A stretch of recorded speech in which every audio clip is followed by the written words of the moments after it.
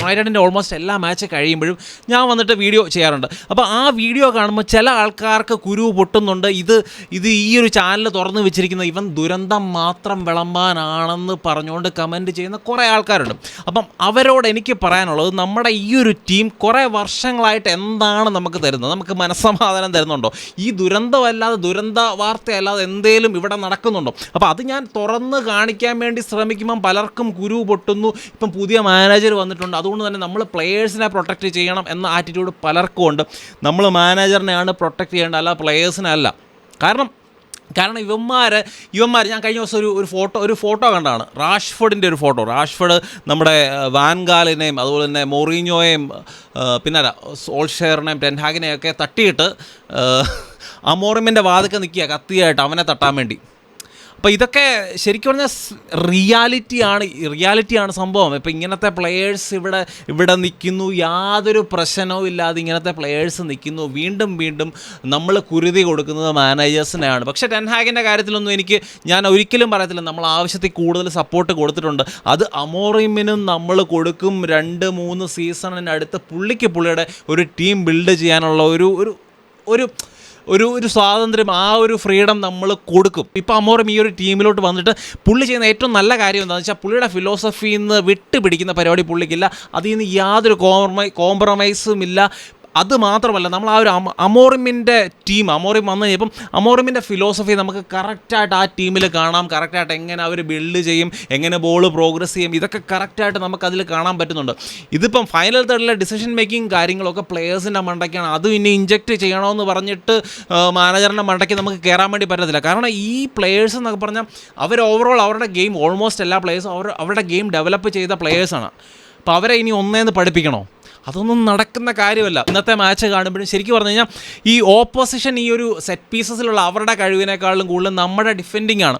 ഈ സെറ്റ് പീസിൻ്റെ അഗൻസ്റ്റ് ആയിട്ടുള്ള നമ്മുടെ ഡിഫെൻഡിങ് ആണ് ഏറ്റവും വലിയ പ്രശ്നമെന്ന് നമുക്ക് കറക്റ്റായിട്ട് യുണൈറ്റഡിൻ്റെ മാച്ച് കാണുന്ന ആൾക്കാർക്ക് മനസ്സിലാകും. കാരണം സെറ്റ് പീസസിൽ മാത്രം, അല്ലെങ്കിൽ ബോക്സിലോട്ട് വരുന്ന ക്രോസസിൽ മാത്രം ഓപ്പോസിഷൻ ടീം കോൺസെൻട്രേറ്റ് ചെയ്താൽ മതി, അവർക്ക് ഈസിലി മാച്ച് ജയിക്കാൻ പറ്റും എന്നുള്ള സ്ഥിതിയാണ് നമ്മൾ സെറ്റ് പീസസിനെ ഡിഫെൻഡ് ചെയ്യുന്ന സമയത്തും അറ്റാക്ക് ചെയ്യുന്ന സമയത്തും ഒരു മനുഷ്യൻ പോലും ഇല്ല മര്യാദയ്ക്കുള്ള ഡെലിവറി. ആ ഒരു ബോക്സിൻ്റെ അങ്ങോട്ടൊരു ഡെലിവറി മര്യാദയ്ക്ക് ഇടാൻ പോലും ആൾക്കാരില്ല. കണ്ടിന്യൂസ് ആയിട്ട് നമ്മൾ ബ്രൂണോയെ വെച്ചാണ് പരീക്ഷിക്കുന്നത്. അപ്പം ബ്രൂണോ ഇന്നത്തെ മാച്ച് തന്നെ നമ്മൾ 5 കോർണർ ജയിച്ചെങ്കിൽ 1 കോർണറാണ് മര്യാദയ്ക്ക് എടുത്തിട്ടുള്ളത്. പിന്നെ ഒരു ഫ്രീ കിക്ക് ഏതായാലും ആശാൻ ക്രോസ് ബാറിലടിച്ചു. എനിക്ക് ബ്രൂണോയുടെ കാര്യത്തിൽ, ബ്രൂണോ ഇന്നത്തെ മാച്ചിൽ ഒരു മിസ്റ്റേക്ക് വരുത്തിയിട്ടുണ്ട്. ബ്രൂണോയുടെ മിസ് പാസിലാണ് നമ്മൾ ആ ഒരു സെക്കൻഡ് ഹാഫിൽ അവരുടെ 2ാമത്തെ ഗോൾ അവർ സ്കോർ ചെയ്യുന്നത്. പക്ഷേ എന്ന് പറഞ്ഞാൽ നമ്മുടെ ടീമിൽ ഞാൻ എപ്പോഴും പറയുന്ന പോലെ ഈ പുള്ളിയുടെ ഫ്രസ്ട്രേഷനും കാര്യങ്ങളും ഒക്കെ നമുക്ക് എപ്പോഴും ദേഷ്യം വരുത്തുന്ന കാര്യമാണ്. എന്നാലും നമ്മുടെ ടീമിൽ ക്രിയേറ്റിവിറ്റിയോ അല്ലെങ്കിൽ എന്തെങ്കിലും ഒരു മാജിക്ക് കാണിക്കണം എങ്കിൽ ഈ മനുഷ്യനല്ലാതെ ആര് കാണിക്കും? അല്ലെങ്കിൽ ആ ഒരു എക്സ്ട്രാ ഇൻ്റലിജൻസ് ഉണ്ടല്ലോ ഫൈനൽ തേർഡിലൊക്കെ വരുമ്പോഴും, അല്ലെങ്കിൽ ഗെയിം പെട്ടെന്ന് ചേഞ്ച് ചെയ്യാനുള്ള ആ ഒരു എക്സ്ട്രാ ഇൻ്റലിജൻസും കാര്യങ്ങളും ഈ പ്ലെയറിന് മാത്രമേ ഉള്ളൂ. അത് നമ്മൾ എത്ര ഫ്രസ്ട്രേറ്റ് ചെയ്യുന്നുണ്ടെങ്കിലും നമ്മൾ അംഗീകരിക്കേണ്ട ഒരു കാര്യമാണ്. പിന്നെ നോക്കിയോ ലിസാൻഡ്രോ മാർട്ടിനസ് ശരിക്കും പറഞ്ഞു കഴിഞ്ഞാൽ ടെൻഹാഗ് കൊണ്ടുവന്ന ഏറ്റവും നല്ല സൈനിങ് എന്നുള്ള രീതിയിൽ നമ്മൾ പാടി പുകഴ്ത്തിക്കൊണ്ട് നടന്ന ഒരു മനുഷ്യനാണ് ലിസാൻഡ്രോ മാർട്ടിനസ്, നെക്സ്റ്റ് ക്യാപ്റ്റൻ. അത്രയ്ക്കും ആ ഒരു ലീഡർഷിപ്പും കാര്യങ്ങളും ഓൺ ദ പിച്ച് ആ ഒരു പെർഫോമൻസും ലീഡർഷിപ്പും ഒക്കെ നമ്മൾ കണ്ട് ഒത്തിരി അപ്രീഷിയേറ്റ് ചെയ്ത പ്ലെയറാണ്. ഇന്നത്തെ മാച്ചിൽ മാത്രമല്ല, കഴിഞ്ഞ കുറച്ച് മാച്ചസൊക്കെ ആയിട്ട് പുള്ളിയുടെ ഫോം താഴ്ത്ത് വരിക. ഇന്നത്തെ മാച്ചിൽ പുള്ളിയുടെ 2 ക്ലിയർ മിസ്റ്റേക്സ് ആണ് നമുക്ക് 2 ഗോൾ കൺസീഡ് ചെയ്യാൻ വേണ്ടി കാരണം. അപ്പോൾ അങ്ങനെ ലിസാൻഡ്രോ മാർട്ടിനസ് ആയാലും ഇപ്പോൾ അമാദ് ഡിയാലോയുടെ കാര്യം നോക്കി. അമാദ് ഡിയാലോയെ നമ്മൾ കുറച്ച് ദിവസമായിട്ട് പുകഴ്ത്തുന്നുണ്ട്, ഞാനൊക്കെ വെച്ച് കീറുന്നുണ്ട് അമാദ് ഡിയാലോയുടെ കാര്യത്തിൽ. അപ്പോൾ ഞാൻ മാത്രമല്ല, യുണൈറ്റഡ് ഫാൻസ് എല്ലാവരും. അപ്പോൾ ആ ഒരു സ്റ്റാർഡവും കാര്യങ്ങളും പുള്ളിയുടെ തലയ്ക്ക് പിടിച്ചിട്ടുണ്ടോ എന്ന് തന്നെ എനിക്കറിയത്തില്ല. ഇന്നത്തെ മാച്ചിൽ ഭയങ്കര മോശമായിരുന്നു. ഒരു അസിസ്റ്റ് ഉണ്ട്, ബ്രൂണോയുടെ ഗോളിലുള്ള അസിസ്റ്റ് മാത്രമേ പുള്ളിക്കുള്ളൂ, വേറെ ഒരു പരിപാടിയില്ല. ഫൈനൽ തേർഡിലുള്ള ഡിസിഷൻ മേക്കിംഗ് ആ ഒരു സമയത്ത് ഒഴികെ ഭയങ്കര മോശമായിരുന്നു. പിന്നെ റാഷ്ഫോർഡ് ആണെങ്കിലും ഗർണാച്ചോ ഒക്കെ ആണെങ്കിലും ആ ഒരു ഇൻറ്റീരിയർ, ആ ഒരു നമ്പർ 10 റോളിൽ കളിക്കാൻ പറ്റുന്ന ആ ഒരു പ്രൊഫൈലല്ല.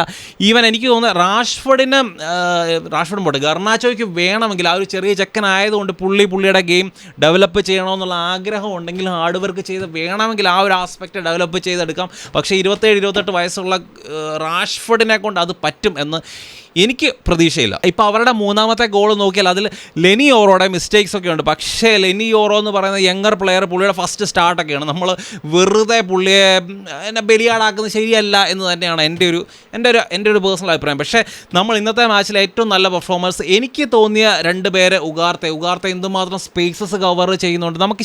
നമുക്ക് വേണ്ട ആ ഒരു പ്രൊഫൈലിലുള്ള ആ ഒരു ഡിഫെൻസീവ് മിഡ്ഫീൽഡർ വന്നിരിക്കുന്നു എന്ന് ഇന്നത്തെ മാച്ച് കണ്ടപ്പോൾ എനിക്ക് തോന്നി ഉഗാർത്തയുടെ കാര്യത്തിൽ. അതുപോലെ തന്നെ ബ്രൂണോ ഫെർണാണ്ടസ് ശരിക്കും ആ ഒരു മിസ്റ്റേക്ക് ഒഴിച്ച് നിർത്തി കഴിഞ്ഞാൽ നമ്മുടെ മിഡ്ഫീൽഡൊക്കെ റൺ ചെയ്യുന്നത് ശരിക്കും പറഞ്ഞാൽ ബ്രൂണോ ഫെർണാണ്ടസ്. എന്തേലും നമ്മൾ ചെയ്യണം, എന്തേലും ഒരു ക്രിയേറ്റിവിറ്റി പരിപാടിയൊക്കെ അവിടെ കാണിക്കണമെങ്കിൽ, എന്തെങ്കിലും ഒരു അത്ഭുതം നമ്മൾ കാണിക്കണമെങ്കിൽ ബ്രൂണോ ഫെർണാണ്ടസ് അവതരിച്ചാലേ അത് പറ്റത്തുള്ളൂ. ഹോയ്ലൻഡിൻ്റെ കാര്യം നോക്കിയാലും, ഹോയ്ലൻഡിൻ്റെ ഒരു ഓവറോൾ ഗെയിം നോക്കിയാൽ എനിക്ക് ഭയങ്കര ഡിസപ്പോയിൻമെൻ്റ് ആണ് ഹോയ്ലൻഡിൻ്റെ കാര്യത്തിൽ നിന്ന്. ശരിയാണ്, ഹോയ്ലൻഡിന് പ്രോപ്പറായിട്ടുള്ള ക്രോസസും കാര്യങ്ങളും, ഡിയാഗോ ഡാലോയൊക്കെ അല്ലേ അവിടെ വിങ്ങിൽ കളിക്കുന്നത്. അപ്പോൾ അവരൊന്നും പ്രോപ്പറായിട്ട് ക്രോസസും കാര്യങ്ങളും കൊടുക്കുന്നില്ല. പക്ഷേ പുള്ളിയാണെങ്കിലും പല സമയത്തും ആ ഒരു പലരും റൺസിനെ ഫൈൻഡ് ചെയ്യാൻ വേണ്ടിയൊക്കെ ശ്രമിക്കുമ്പോൾ കറക്റ്റ് സമയത്ത് റൺസ് നടത്തുന്നതിലൊക്കെ പുള്ളിയുടെ ഭാഗത്ത് മിസ്റ്റേക്സ് ഉണ്ട്. സെർക്സിയുടെ കാര്യം നിങ്ങൾക്ക് എല്ലാവർക്കും അറിയാം. സെർക്സി